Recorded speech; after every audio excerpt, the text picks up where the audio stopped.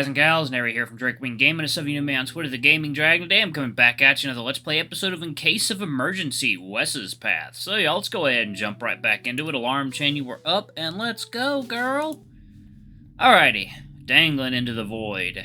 You've fallen into the void. Okay, stay calm. You know that you're still anchored to the world above by your grip. You're still alive, for now. Hello?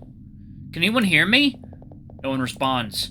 Something tickles your exposed hand, and you hope it's one of your friends and not a black widow looking for its partner post-coitus. If this is nothingness, it isn't what it's hyped up to be. Isn't this where people try to come when they meditate? You feel neither relaxed nor centered as your feet dangle over the abyss. Something scatters across your face, and you taste dirt. You feel yourself losing your grip, clinging on only by the pads of your fingers. Your shoulders burn with effort as your feet swing precariously over the unknown. You cannot stay here. What? What? You brought something into this world, and you lost it to the void. The dick. Myself. My sense of self? What? I don't know. I just thought it should be something deep. No, it's obviously the dildo you dropped when you first came down here. This couldn't have been phrased any clearer. You must find your lost pride and go home, yet something tethers you to this place. Your sword hums against your thigh, vibrating in its scabbard. You carry an item forged by the crown. Something pulls at you, like a child tugging on their parent's pant leg. You hear in the distance sounds, voices, laughter, and cars? The sound of a city. It's as though the sound is being pulled from your ears rather than entering them. You can't hold on any longer. Your fingers slip from the edge, and unmoored from your anchor, you feel your stomach lurch for a moment in free fall, until something grasps your forearm, hard, and yanks you upwards. Your head breaches the cool forest air of Peregrine, and your feet scramble against the dry leaves and twigs to regain your footing. Slipping forward, you nearly crash into the person pulling you up. Oof! Wes catches you against his torso, steadying you with his two hands on your shoulders. Thanks! You try to stand on your own, embarrassed by this physical closeness, but your legs won't obey. When you nearly slump to the ground, Wes helps you sling an arm around his shoulder. Careful! You're still breathing hard, shaken up from your experience. What happened down there? I heard God. I think I talked to God? That's concerning.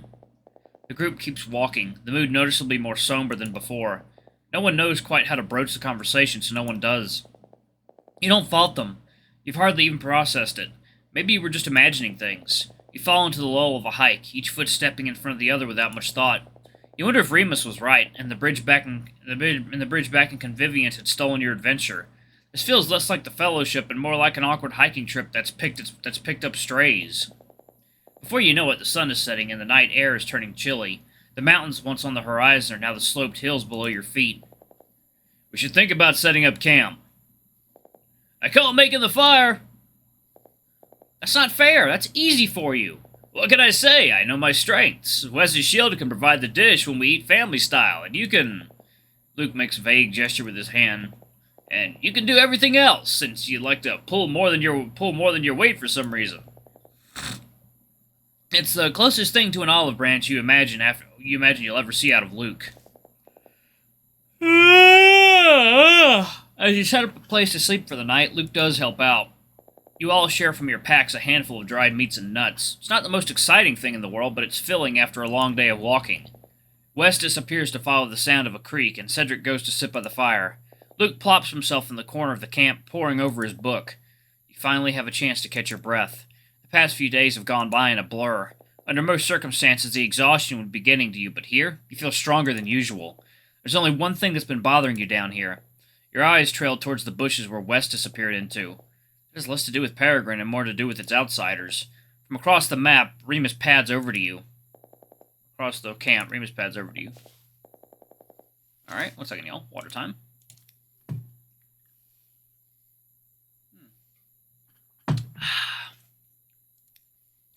I will scout for an entrance into the mountain's caves. Come find me after you've had a chance to check in with your companions. He turns on his heels and walks away, towards the hills, leaving you and your companions alone. Who do you talk to first? To Wes. Sorry, y'all, I just got up. You march deeper into the woods, foliage crunching under your feet. Wes has set up shop by a burbling creek. His pants are rolled up to his knees as he wades through the water, shield in hand. Hey, How's it going? Just cleaning my shield. It got dirty earlier in the scuffle. He frowns as he crouches lower to the water and scrubs at one particular square of dirt. It doesn't seem to come off, even as his forearms flex with the effort. That's really in there. You might need soap for that. Wes turns to you and raises an eyebrow. Left my bar at home, sorry. It's fine. I'll get it eventually if I keep at it. He wets a corner of his shirt and wipes the spot in firm circles, like he's trying to remove a particularly tricky stain. Where his shirt from his waistline, you get a view of a fuzzy stomach that contracts with the effort. It doesn't look like he's getting anywhere. It's just some dirt. You sure you don't want something else? Yeah, I'm sure. Wes doesn't look up as he speaks. He picks up a flat rock from the stream and brandishes it like a sponge. Hey, can we talk? We haven't really spoken since... Wes pauses what he's doing. He balances on the edge of the creek that he's standing in, the water swirling around his ankles and the smooth rocks below. Okay, what did you want to talk about? Well, we didn't get to talk at all last night. You just left. What was up with that? What was there to talk about? People sleep together all the time. Sure, but what happens afterwards? What now? Why? What do you want now? You know what you want, but you're not sure if you have the guts to say it. Do not say this. Oh my god, this is so cringe. You know how awkward it is to be the one who cares more in this situation? You're making a mistake. You have something cool and you're throwing it away. I want something more. Wes sighs, like this ordeal is somehow bothersome for him. You know I can't. Because you're engaged? Pretty much. That's the only reason? What do you want me to say, Kieran? That I'm going to give up my family's entire dynasty for you? Because we slept together? This is about something bigger than any one person wants.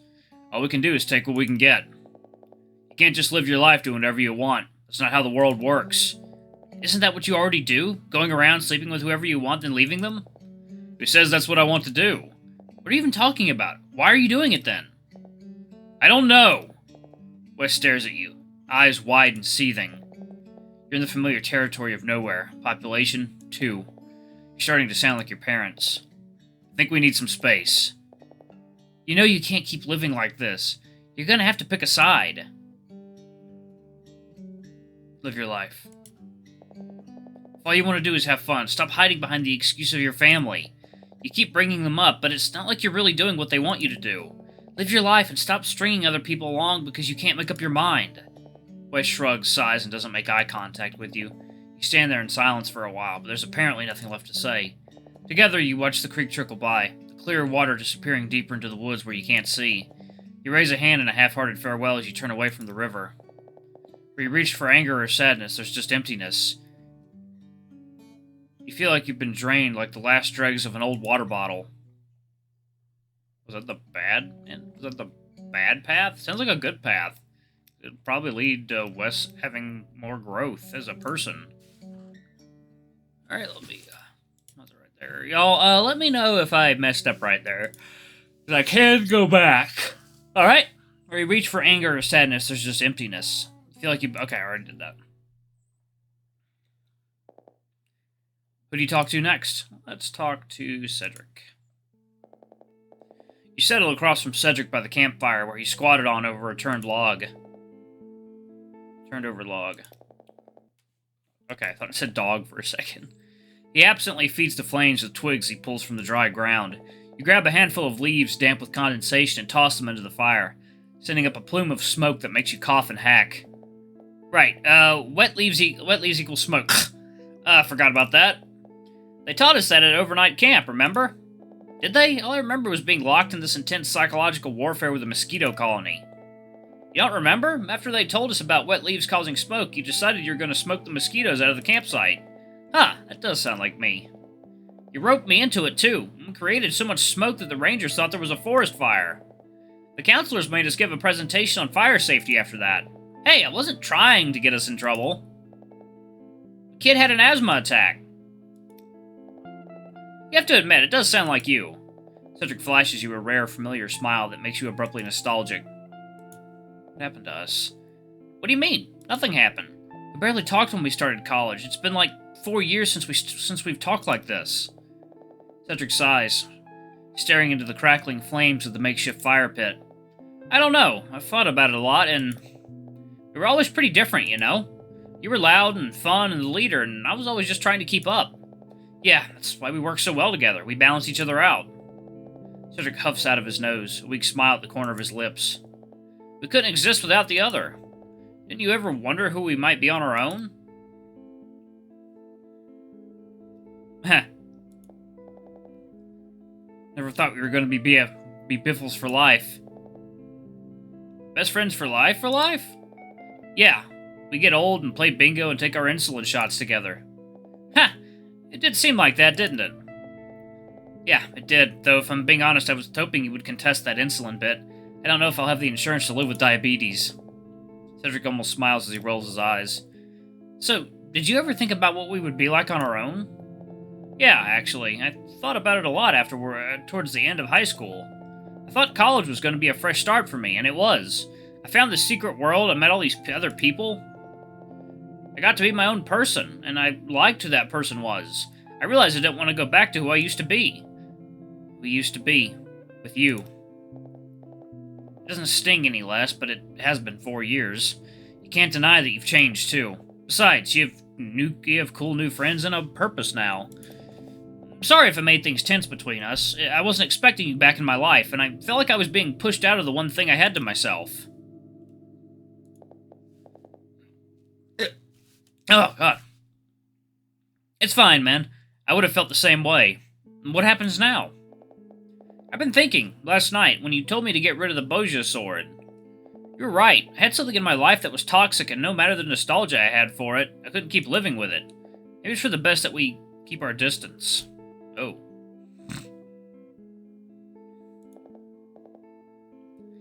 Whatever works for you. I'm okay with whatever. If that's how you feel, then okay. Cedric nods once in affirmation. Yeah. You sit in silence and stare at the fire between you two. Summer camp feels like a lifetime ago, like a story you heard rather than an experience you lived. So, I should get back to preparing for the final leg of our journey. Good luck, Kieran. Well, actually, if anything, I would be wanting to hang out with Kieran more, because he found something in my life that was extremely toxic, and he helped me remove it, because I was addicted to it. Yeah, that sounds like someone you want to keep around in your life, not, you know, get rid of them. But whatever, you do you. You can take a hint. You trudge away from the campfire, feeling its flames looking at your back until the heat recedes. Who do you talk to next? Luke. There you go. Water time. No, we're gonna do this. Okay, there we go. No, water, don't spill. Okay. Luke has set up in a corner of the camp, a gently floating ball of light hovering over his head like an anglerfish. He pores over a leather-bound book with his bangs falling in front of his eyes, mouth corked in frustration. Hey, you found your magic book? Luke's brow immediately unfurrows as you approach. Yeah, I broke into a bookstore last night. Watch out, because there might be some cops on our tail. You what? Don't worry, man. There's no forensics teams or anything. It's a mystery how crime got solved at all back in the day. In a week or two, they'll burn an unmarried woman in the town hates. Maybe stone her to death, and then they'll forget all about it. Witches. This man knows of what he speaks. 'Tis not only books they ferry away at night, but young maidens. Remind me why this book was worth stealing again? Well, it was supposed to contain the secrets of the universe. It was supposed to be magic mapped to an Excel sheet. I was going to use it to create a God mode shield. Nothing would be able to touch me.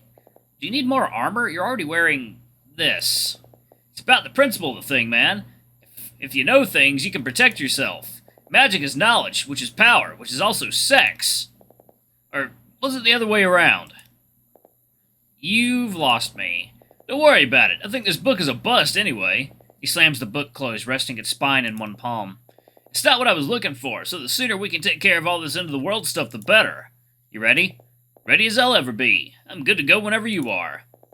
His ears twitch in annoyance, clearly thinking about something other than this conversation. Alright. Alright, y'all, I'm going to go ahead and pause it right there. Thank y'all so much for watching. Don't forget to tell me if I missed Best up with Wes. If there's a better way I could handle that conversation for a better outcome, just let me know. Anyway, don't forget to check out the Patreon, y'all. Anyway, I love you all. I'll see y'all in the next video. Bye-bye.